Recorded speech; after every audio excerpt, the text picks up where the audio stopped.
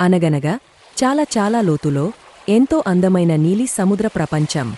సముద్రం లోపల రంగురంగుల పుష్పాల్లా ఉన్న పాళ్లు, మెరిసే జెల్లీ ఫిష్లు మరియు షెల్లతో చేసిన ఇళ్లతో ఓ అద్భుతమైన ఊరు ఉంది. అక్కడ చేపలు, ఆక్టోపస్లు అందరూ స్నేహితుల్లా కలిసి జీవిస్తున్నారు.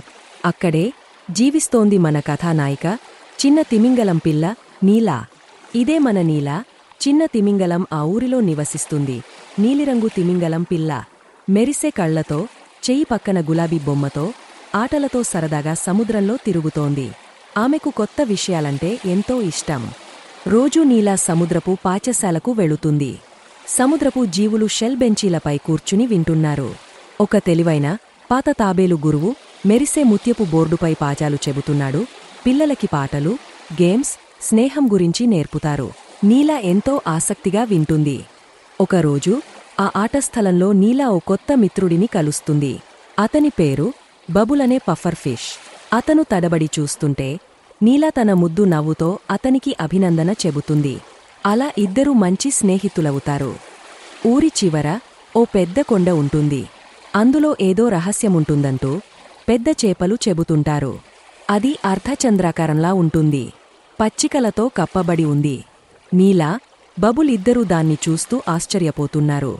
ఇది ఎందుకు ఇంత భిన్నంగా ఉంది అని ఆలోచిస్తారు. నీలా, బబుల్ ఆ కొండ వద్దకు వెళుతారు. రాయి పక్కన ఓ పాత బోర్డు ఉంది. లోపలికి రాకూడదు అని మెరిసే అక్షరాల్లో రాసి ఉంది. కాని ఆ హెచ్చరికను చూసిన తర్వాత కూడా వారి ఆసక్తి తగ్గదు. ఏముంటుందో తెలుసుకోవాలని అనుకుంటారు. నీలా, బబుల్ ఆ గుహలోకి వెళ్లాలని నిర్ణయం తీసుకుని చీకటి నిండిన గుహలోకి బయలుదేరారు. గోడలపై మెరిసే పచ్చికలు, లోతుగా ఉన్న నీళ్లు, ప్రతి అడుగు ఒక సాహసం.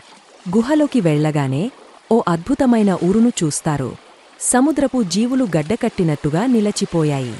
ఊరు మొత్తమూ నీలం కాంతితో నిశ్శబ్దంగా ఉంది. నీలా, బబుల్ భయంతో పాటు ఆశ్చర్యంతో చూస్తారు. బబుల్ ఒక పురాతన కథ చెబుతాడు. ఒకప్పుడు ఈ ఊరు సంతోషంగా ఉండేది. కాని ఒక శాపం వల్ల ఈ ఊరును సముద్ర దేవత ఇలా గడ్డ కట్టుకునేలా చేసిందంట అని చెబుతాడు. నీలా ఆ మాటలు శ్రద్ధగా వింటుంది. నీలా ఓ నిర్ణయం తీసుకుంటుంది. ఈ ఊరిని మళ్లీ జీవం చేకూరేలా చేయాలనుకుంటుంది. ఆమె కళ్లలో ధైర్యం మెరుస్తోంది. బబుల్ ఆమె ధైర్యానికి ఆశ్చర్యపోతూ చూస్తాడు. ఆ ఇద్దరూ ఒక పురాతన గంటను కనిపెడతారు.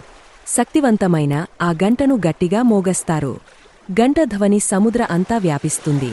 అప్పుడు నీలం వెలుగు ఆ ప్రదేశం అంతా మెరుస్తుంది. ఆ ధ్వని విన్న సముద్ర దేవత ప్రత్యక్షమవుతుంది. మెరుస్తూ కాంతివంతమైన కళ్లతో ఆమె అందంగా కనిపిస్తుంది.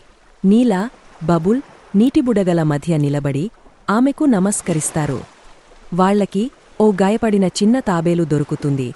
దాన్ని ఓదార్చుతూ ముత్యపు చిప్పలో చుట్టి సురక్షితంగా తీసుకెళ్తారు. వారి కళ్లలో దయ, చేతుల్లో ఆప్యాయం కనిపిస్తాయి. ఆ శాపం తొలగపోతుంది. ఊరు మళ్లీ ప్రాణం పొందుతుంది. జీవులు నిద్రలేచి ఆనందంగా డాన్స్ చేస్తారు. నీలా, బబుల్ మధ్యలో నిలబడి అందరి ప్రేమను పొందుతున్నారు. అంతటా ఆనందం. జెల్లీ ఫిష్లు లాంతర్లు వలె మెరుస్తున్నాయి. సముద్రపు జీవులు నర్తిస్తున్నారు. నీలా, బబుల్ డాన్స్ చేస్తూ చప్పట్లు కొడుతూ నవ్వుతున్నారు. ఆ సముద్రానికి నీలా, బబుల్ పెద్ద హీరోలవుతారు. Please subscribe to our channel.